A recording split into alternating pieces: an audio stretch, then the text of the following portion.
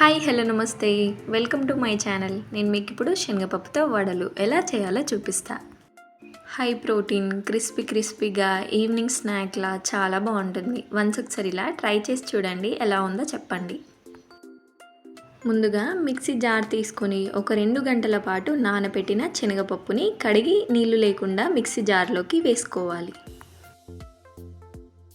అలాగే కొంచెం నానబెట్టిన శనగపప్పుని తీసుకొని పక్కన పెట్టేసుకోండి. శనగపప్పుని పట్టుకున్న తర్వాత ఒక బౌల్లో వేసుకోవాలి. వీడియోలో చూపిస్తున్న విధంగా మరీ మెత్తగా కాకుండా కొంచెం రవ్వగా పట్టుకొని తీసుకోవాలి. ఇప్పుడు ఇందులోకి మనం ఇందాక పక్కన పెట్టుకున్న శనగపప్పుని వేసుకోవాలి. అలాగే సన్నగా తరిగి తీసుకున్న ఉల్లిపాయ ముక్కలు, సన్నగా తరిగి తీసుకున్న పచ్చిమిర్చి,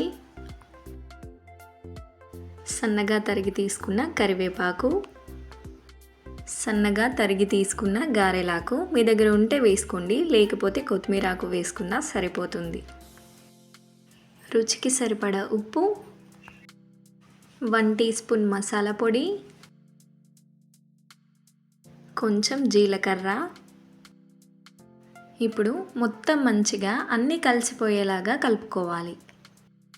వీడియోలో చూపిస్తున్న విధంగా మంచిగా కలుపుకొని పక్కన పెట్టేసుకోండి. ఇప్పుడు స్టవ్ పైన కడాయి పెట్టుకొని కడాయి వేడైన తర్వాత డీప్ ఫ్రైకి సరిపడా ఆయిల్ వేసుకోవాలి. ఇప్పుడు చేతులకి కొంచెం నూనె పెట్టుకొని వీడియోలో చూపిస్తున్న విధంగా ఒక ముద్దలా పిండిని తీసుకొని మంచిగా ఒత్తుకోవాలి. మరీ దొడ్డుగా పల్చగా కాకుండా మీడియం సైజులో చేతిలో పెట్టుకొని ఒత్తుకోవాలి. పిండి పట్టేటప్పుడు నీళ్ళు అస్సలు వాడకూడదు, ఎందుకంటే శనగపప్పు ఆల్రెడీ 2 గంటల పాటు చక్కగా నానిపోయింది.